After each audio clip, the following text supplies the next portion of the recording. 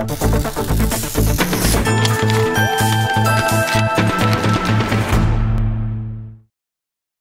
Sir, चूँकि हम concentrate करते हैं इस पर कि बाहर ममालिक में लोग भेजे जाएं, तो यहाँ जो जाली वीज़ों के काम होते हैं और बहुत ज़्यादा लोगों को लूटा जाता है, तो उसके लिए जो FIA का किरदार है वो मैं समझता हूँ कि बड़ा पैसिव है। और क्या आप ये चाहते हैं कि ये ना सिर्फ FIA के दफातर डिस्ट्रिक्ट तहसील लेवल पे हों, बल्कि वो जो प्रोटेक्टर हैं जो लोगों को बाहर भेजते हैं उनके दफातर भी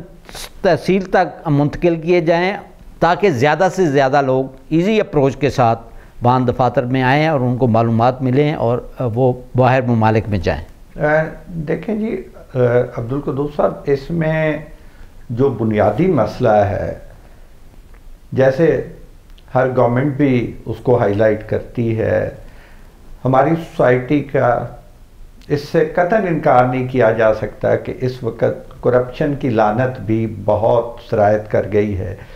जिसकी वजह से हमारे सरकारी अहलकार भी इससे मुबर्रा नहीं हैं। और चाहे वो FIA हो, ब्यूरो ऑफ इमिग्रेशन हो या प्रोटेक्टर ऑफ इमिग्रेंट्स हो, इसमें बड़े पैमाने पर तत्हीर की ज़रूरत है। और इस सिलसिले में हमारी मौजूदा हुकूमत ने आवाम से वादे भी किए हुए हैं कि हम इस्लाह अहवाल की तरफ तवज्जो देंगे।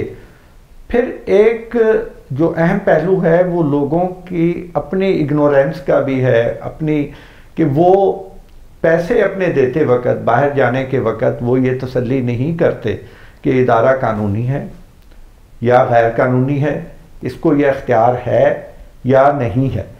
फिर वो जब एप्लीकेशनें देते हैं तो उसमें भी पर्टिकुलर्स पूरे नहीं लिखते। फिर इसमें सबसे बड़ा मसला सबूत का आ जाता है कि वो कोई सबूत, कोई चेक के ज़रिए, जैसे अब हमारे इमिग्रेशन रूल्स में ये शामिल कर दिया गया है कि कोई एजेंट गवर्नमेंट की फ़ीस जो तकरीबन 8-9 हज़ार रुपये है OEP के ज़रिए जाने वाले लोगों की और डायरेक्ट जाने वालों की कोई 6,500-7 हज़ार है, उसके अलावा कोई ज़ायद फ़ीस वो नहीं ले सकते। इसमें भी 2,000 रुपये OPF को जाता है, 2,000 रुपये में इंश्योरेंस होती है जो 5 साल के लिए एक शख्स की होती है, और खुदा ना खास्ता उस दौरान उसकी डेथ हो जाए या कुछ हो जाए तो उसको 10 लाख रुपए उसके वारसों को मिलते हैं। इसी तरह वो शदीद ज़ख्मी होने की सूरत में भी मिलते हैं। तो ये मौजूदा हुकूमत को चाहिए कि वो स्टीरियोटाइप या वो रोज़मर्रा जैसे हमेशा से होता आया है, हमारी ब्यूरोक्रेसी जिस तरह की ब्रीफिंगें तैयार करके जिसका बेशतर हिस्सा झूठ पर मबनी होता है, उससे हटकर पब्लिक से ओपिनियन ले। और ये बड़ी खुशाइंद बात है कि वज़ीर आज़म पाकिस्तान ने, और मुझे पता चला है कि इस सिलसिले में जो समंदर पार पाकिस्तानियों के मुशीर हैं जुल्फ़कार बुखारी साहब, वो भी बड़ी नुमाया काविशें कर रहे हैं और रातों को जाग जाग कर इस सिलसिले में इन मामलात को सीधा करने की कोशिश कर रहे हैं। और वज़ीर आज़म साहब ने एक और अहम मसले की तरफ बड़ी तवज्जो दी है, जो ये है कि मुख्तलिफ़ वज़ारतों में, हमारे सफारतखानों में, FBR में कोऑर्डिनेशन होनी चाहिए। और अगर हमने ज़र मुबादला तरसीलात ज़र को 30 अरब और 40 अरब डॉलर तक लेकर जाना है, तो हमें ओवरसीज़ पाकिस्तानीज़ को क्या सहूलतें देनी हैं जो भेजेंगे, उसमें FBR का बड़ा अहम किरदार है। तो वो उन्होंने इकट्ठा किया और इसी महीनों में उन्होंने तमाम वजारतों से ब्रीफिंग ली है, और उम्मीद मैं करता हूँ कि आइंदा ये मामला मज़ीद सीधे होंगे और समंदर पार पाकिस्तानियों को आसानियाँ और सहूलतें हासिल हों। अच्छा सर, ये तो आपने बताया कि पाकिस्तान में ये मसाइल हैं और करप्शन सरायत किए हुए हैं, लेकिन दूसरी तरफ जो हमारे दोस्त अहबाब बाहर ममालिक में काम कर रहे हैं पाकिस्तानी, उनके मसाइल भी बहुत ज़्यादा होते हैं, चूँकि वो परदेश वाला मामला होता है। तो वहाँ से भी कंप्लेंट यही मिलती हैं कि आप लोग वहाँ उनको अकोमोडेट नहीं करते, उनके केसेस को डील नहीं करते और वो जेलों में गलते सड़ते रहते हैं। देखें जी, हमारे जो मुख्तलिफ सफारतकार या सफारतखानों में या हाई कमीशंस में काम करने वाले अफसरान और एहलकार हैं, उसमें दोनों ही तरह के लोग हैं, कुछ बड़े प्रोफेशनल, बड़े ऑनेस्ट और बड़े स्ट्रेट फॉरवर्ड लोग हैं जो ओवरसीज़ पाकिस्तानियों के लिए बड़ा काम करते हैं। इनमें मैं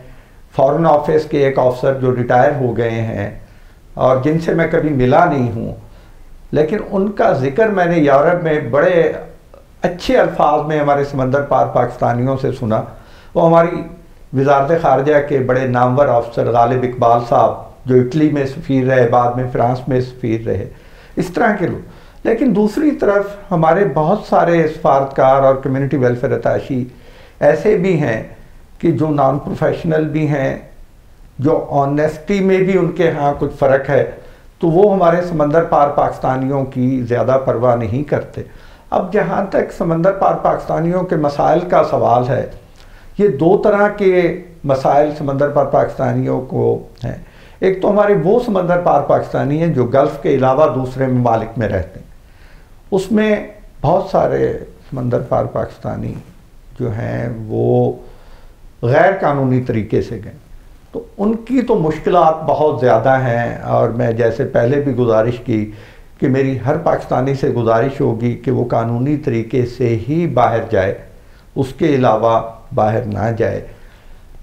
उनको तो वो लोग डिपोर्ट भी करते हैं, जेलों में भी डालते हैं, और हमारे सफारतखाने हत्तुल इम्कान, हाई कमीशन उसमें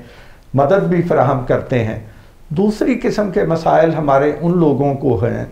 जो गल्फ़ में रहते हैं, जो 2 साल कॉन्ट्रैक्ट पे जाते हैं। हमारे एजेंट बाज़ दफ़ा उन माहिदों की खिलाफ वर्जी करते हैं, जो तनख्वाह का वादा किया गया है वो तनख्वाह उनको नहीं मिलती। वहाँ जाकर बाज़ दफ़ा वो अपने गलतियों की वजह से या बाज़ दफ़ा नाकर्दा गुनाहों की वजह से भी फंस जाते हैं। तो उस पर हमारे सफारतखानों को जो नुमाया किरदार अदा करना चाहिए कि उनकी कानूनी मदद करें, जेलों के विज़िट करें। हमारे यहाँ से जो जेलों के विज़िट हैं वो बहुत कम किए जाते हैं, उसके लिए बड़ी नुमाया काविशों की ज़रूरत है। और मैं मुशीर ओवरसीज़ पाकिस्तानीज़ या special assistant to prime minister से गुजारिश करूँगा कि हमारे कम्युनिटी वेलफेयर अटैचीज़ को ख़ास हिदायत दें कि हर महीने वो रिफ्लेक्ट करें अपनी रिपोर्टों में कि उन्होंने कितनी जेलों के विज़िट किए और कितने पाकिस्तानी कैदियों को वहाँ रिलीफ मिला। उसके अलावा जो रकूम वो पाकिस्तान भेजते हैं, वो रकूम हमारे मुल्की लेवल पर भी और इनफरादी सतह पर भी बड़ा नुमाया किरदार अदा कर। जैसे मैंने पहले कहा, 200 बिलियन डॉलर से ज़्यादा की रकूम जो हमारे इस मौजूदा कर्ज़ों से भी, जो बैरूनी कर्ज़े हैं, उनसे भी डबल है जो हमारे ओवरसीज़ पाकिस्तानीज़ ने हेल्प की। तो उसको इनफरादी सतह पर हम यहाँ बच्चों की तालीम, हुनर सीखने या कारोबार को वसअत देने की बजाय शादी ब्याह और फजूल रस्मों में खर्च कर देते। फिर उनका सबसे बड़ा ओवरसीज़ पाकिस्तानीज़ का जो पाकिस्तान में मसला है वो कब्ज़ा माफिया है। उनके प्लाटों पर कब्ज़े हो जाते हैं, जिसके लिए सुप्रीम कोर्ट ऑफ पाकिस्तान और चीफ जस्टिस ऑफ पाकिस्तान ने भी बड़ी नुमाया काविशें की हैं और सुप्रीम कोर्ट ऑफ पाकिस्तान में ग्रीवेंस सेल बनाया है।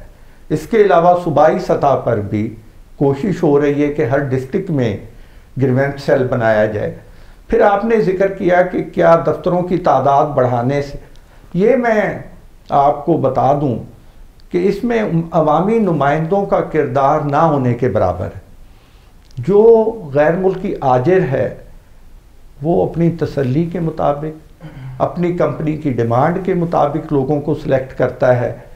लेकिन ये ज़रूर है कि लोगों को तालीम ना हो। जैसे आपके चैनल ने 6 ने ये इनिशिएटिव लिया है, मैं समझता हूँ कि हमारे मीडिया को इसमें बड़ा नुमाया किरदार अदा करना चाहिए और लोगों तक ये बात पहुँचानी चाहिए कि क्या कानूनी तरीके हैं, क्या गैर कानूनी तरीके। तहसील लेवल पर तो शायद इंतज़ामी मामलात होंगी, हमारी वजारत दाखिला इस मामले को बेहतर देख सकती है कि FIA के दफातर तहसील लेवल तक कायम हो सकते हैं, डिस्ट्रिक्ट लेवल तक FIA के दफातर हैं, लेकिन प्रोटेक्टर ऑफ एमिग्रेंट्स के दफातर को ज़िलाई सतह तक ले जाने में शायद अभी टाइम लगेगा, लेकिन इनिशिएटिव लेंगे तो काम बनेगा, क्योंकि या तो हम कहें जी कि हमें पैसे की ज़रूरत नहीं है, लेकिन अगर हम समझते हैं कि रेमिटेंस की ज़रूरत है तो फिर हमें एक्शन लेना होगा और जंगी बुनियादों पर लेना होगा। आप बड़े एनर्जेटिक हैं, इस उम्र में भी आप बहुत सारे अखबारात में लिखते हैं और बहुत काम कर रहे हैं, तो मौजूदा हुकूमत को क्या मशवरे देते हैं कि वो रेमिटेंस बढ़ाने के लिए क्या करें, और जो बाहर ममालिक में हमारे अताशी होते हैं वो क्या करें, और पाकिस्तान में जो हमारे अहलकार हैं वो किस तरह खिदमत सर अंजाम दें कि हमारे यहाँ करप्शन का ख़ात्मा भी हो और इकनॉमिक प्रॉब्लम भी हमारे हल हों? जी, मैं मौजूदा हुकूमत से, जिससे अवाम को, बल्कि हर हुकूमत से अवाम को बड़ी तवक्कुआत होती हैं, इस हुकूमत से ख़ास तौर पर हैं तवक्कुआत के, ख़ास तौर पर हमारे समंदर पार पाकिस्तानियों को, कि हर हुकूमत ये कहती रही है कि हमारे ओवरसीज़ पाकिस्तानी इस मुल्क की मईशत में रीढ़ की हड्डी की हैसियत रखते हैं, ये हमारे बेहतरीन सफ़ीर हैं, ये हमारे बहुत कीमती असासा हैं। मैं कहूँगा कि मौजूदा हुकूमत को इससे बढ़कर अमली इक़दाम करने चाहिए। इसमें 2-3 इक़दाम बड़े ज़रूरी होंगे कि स्कूल लेवल से लेकर के और यूनिवर्सिटी लेवल तक माइग्रेशन और तारकीन वतन के बारे में तालीम का चैप्टर शामिल करें, और अगर हो सके तो यूनिवर्सिटीज़ में माइग्रेशन का डिसिप्लिन स्टार्ट करवाया जाए। दूसरा, जो समंदर पार पाकिस्तानीज़ रेमिटेंस तरसीलात ज़र भिजवाते हैं, उनके लिए FBR और वज़ारत ख़ज़ाना और समंदर पाकिस्तानियों की वज़ारत, स्टेट बैंक ऑफ पाकिस्तान ऐसे इक़दाम करें कि जिनसे उन्हें वाकई फ़ायदा हो। अब तक जो इनिशिएटिव जो उनको तरगीबात दी गई हैं वो काफ़ी नहीं हैं। उनको जायदाद में टैक्सेस बचाने में, कारों में और ख़रीदो फ़रोख्त की जायदाद में ऐसी नुमायाँ रियायतें मिलनी चाहिए कि जिनकी वजह से उनको वो ज़्यादा से ज़्यादा तरसीलात ज़र मुल्क में भिजवाएँ और हमारी मईशत को मजबूत करें। पोटेंशल हमारे ओवरसीज़ पाकिस्तानीज़ में बहुत है और वो इस हुकूमत को गैर मुल्की कर्ज़ों से निजात भी दिलवा सकते हैं और मुल्क की मईशत में बड़ा नुमायाँ किरदार भी अदा कर सकते। फिर मैं नौजवानों को ये कहना चाहूँगा कि पर्पज़लेस एजुकेशन की बजाय पर्पज़फुल एजुकेशन हासिल करें, जिसमें टेक्निकल एजुकेशन बड़ी ज़रूरी है। ज़रूरी नहीं कि हर शख्स डॉक्टर और इंजीनियर बने,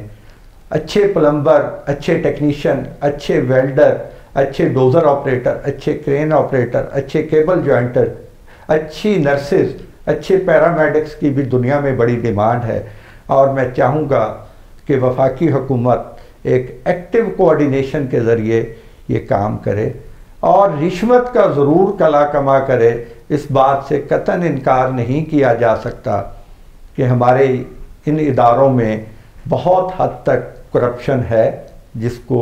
ख़त्म करने की ज़रूरत है। राना मुत्तल साहब, बहुत शुक्रिया आपका, आपने कीमती वक्त दिया। Thank you.